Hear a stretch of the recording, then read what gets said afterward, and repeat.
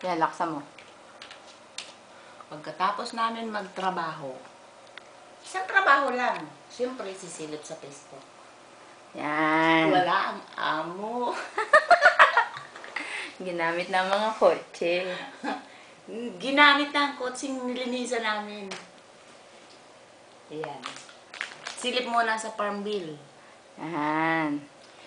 Yan umiikot ang aking mundo.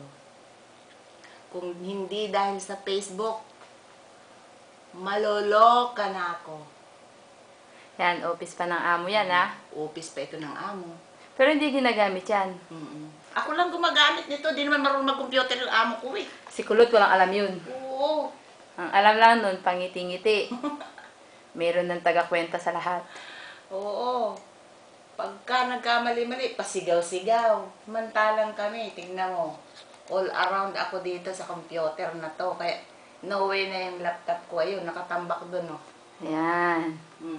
Goodbye, laptop. Apple pa yan, ha?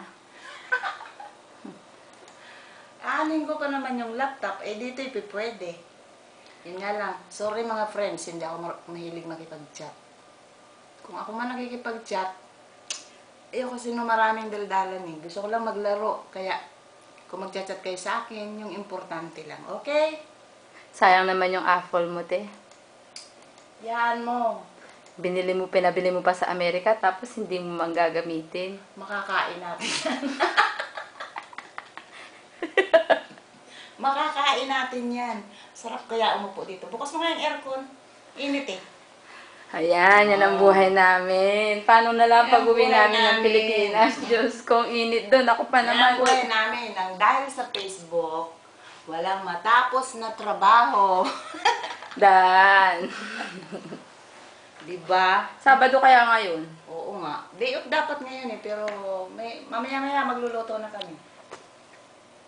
Alam mo mga amo namin, kahit na konting tao lang kailangan, meron pang reliever. Alam mo ate, hindi naman marumi. Kasi ano lang ako, nakapaa. Walang alikabok. Nag-esponja kaya ako nung isang araw. Nung Tsaka, Webes ng hapon. tsaka parang hindi nagkalat ang mga bata masyado ah. Hapon na ako nag-esponja. Hindi ate, sinasabihan din siguro ng nanay. Binabara ka lang pero siguro sinasabihan. Siguro. Kaya inaaway kahapon. Hindi, ang pinag-aawayan yata nila, lalabas si bata. Ito. Kahit i-visit nyo ang aking farm bill, Kapi World, Cityville, yung bago ngayon, yung may bakbakan. Mahilig ako makipagbakbakan eh. Ate, ano to? Pagbakbakan sa Empire and Allies, sa ano yan? Regalo ko na sa yan. Hindi naman ginagamit ni Kulot kasi hindi naman siya marunong. Kailangan, masyado man dinadaw yung amo natin, kabait-bait nun. Mabait nga yan eh, super. Hindi ka mukha ng asawa. Dalabait, sorry minamarder ka namin eh. So, hindi mo naiintindihan, Tagalog yan eh. Idol ko si Balabait. Oo. Hindi ka mukha ni babae. Idol namin si lalaki. Si babae, ganyan lang yan oh. Pero hindi aasir sa akin yun. Kasi makapanood ng video nito, magsumbong kayo. Yung mga sip-save dyan, magsumbong kay babae. Sumbong kayo kay babae. Wala mo kami sinabi masama eh. Sinabi lang namin masungit eh. Katotoo naman eh. Hindi naman maasar pati yung sungit nun sa akin eh.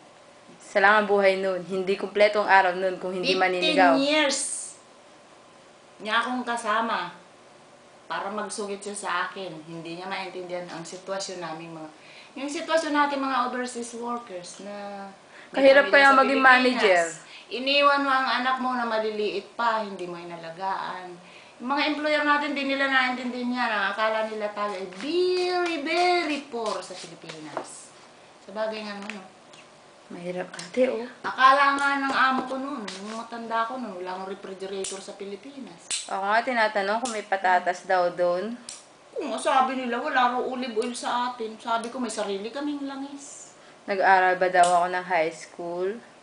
Sabi nga din sa akin ng matanda ko noon, kung bakit ako ay marunong mag-English, kung ako daw ay nag-aral, sabi ko kahit konti sa Pilipinas, kahit maliit na bata marunong mag-English, dito hindi. O yan, 5 minutes na magbabay ka na. Ibuhos mo ng galit mo. Ano na? O, sige. Hanggang dito na lang kasi nakaka-istorbo kayo.